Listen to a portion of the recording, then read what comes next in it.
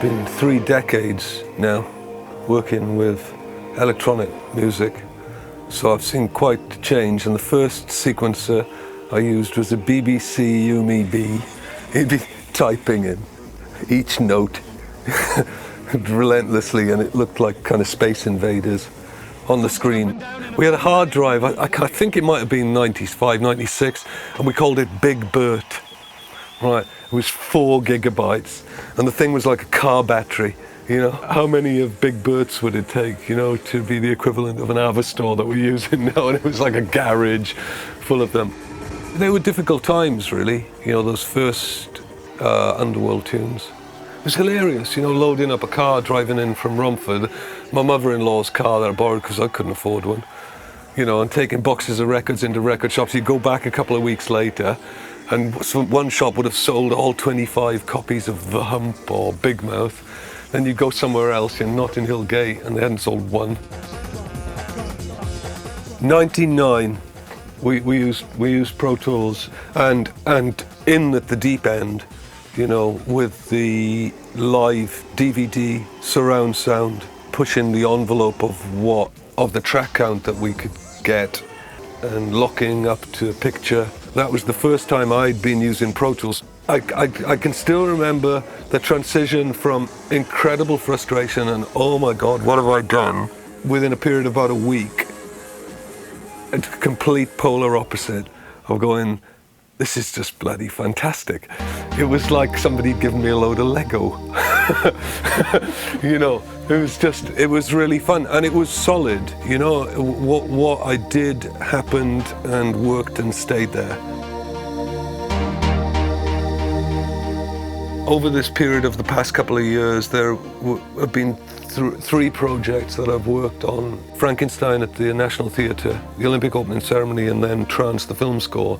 And the connection is Danny Boyle. They couldn't be more different, really, in what you presented with, what you're locking up to, what the technical expectations are. A vibe, a creative process, whether it's mixing or recording, whatever you're doing with music, the last thing you want is that you haven't captured what you've done, that it's coming back in some different format, you know? Because you invest so much in that moment, and it's precious, you know, and the best moments in all aspects, performing, mixing and recording, are moments. And I kind of tortured myself unnecessarily over the years with other software and wondering why that mix doesn't sound quite the same when I've printed it as what was coming through the console, you know, a summing amplifier. And it feels really good to be working with Pro Tools again and not having to ask those questions. A, B, it's the same.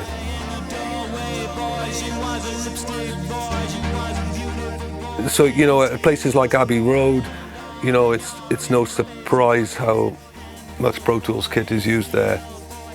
For the 2012 opening ceremony, you know, standard definitions of job description started to break down, you know, very quickly. You know, I think for all of us, our attention was shifting all the time to another set of massive problems, and inventing the next step as we went along, really. In terms of recording, I'll use everything from a handheld recorder, cheap microphones. You know, often if you're doing location recording, trying to capture 1,000 people in a car park in Dagenham, you're using whatever you can. And Pro Tools was at the center of it because it was established and known, it was solid, it was reliable. That's the hub. That's where, I don't know, there's a certain kind of feeling of, phew, you know, that MP3 recording of somebody's phone that we really needed and was crucial is now sitting nice and safe and soundly in this beautiful piece of architecture. Sibelius has been a big part of the past two projects. I don't write in a score fashion, but my instinct is with maths and with grids. That's very personal and absolutely doesn't work when you're working with musicians turning up for sessions. And Sibelius was absolutely, it's there from this, Dakota, the score, the copying, the people who are translating, the arrangers.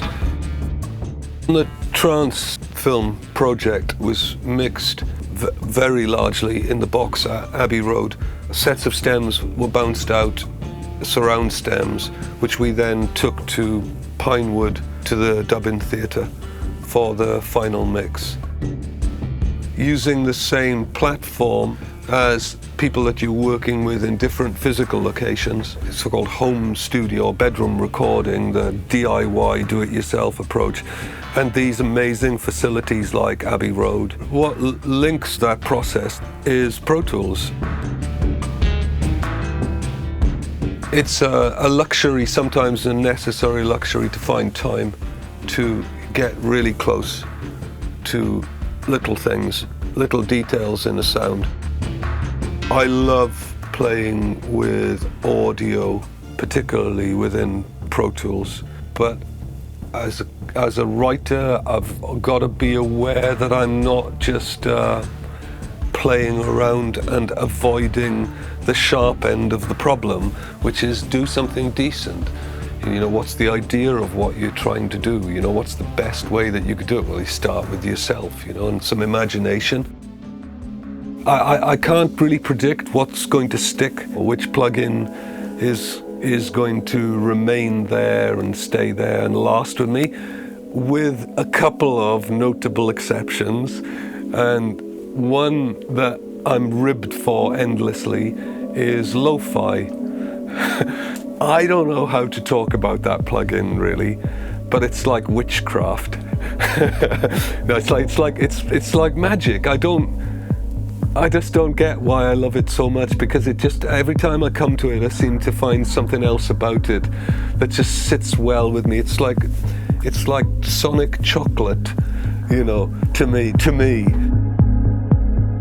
So, what you're doing is listening to people, isn't it? You're looking for feedback from the people who use your software and your hardware.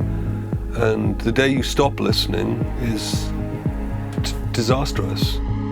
I would encourage people to explore whatever they can, how they can, and to pursue learning, relentlessly. No matter what age you are, obviously when you're starting out, So using something like Pro Tools Express, which gives you a taste of an access into a whole path of stuff, a journey, which is, as long as you want to take it, is a fantastic thing. It's extremely important. I would encourage, it's kind of no-brainer for me, you encourage people to learn and experiment.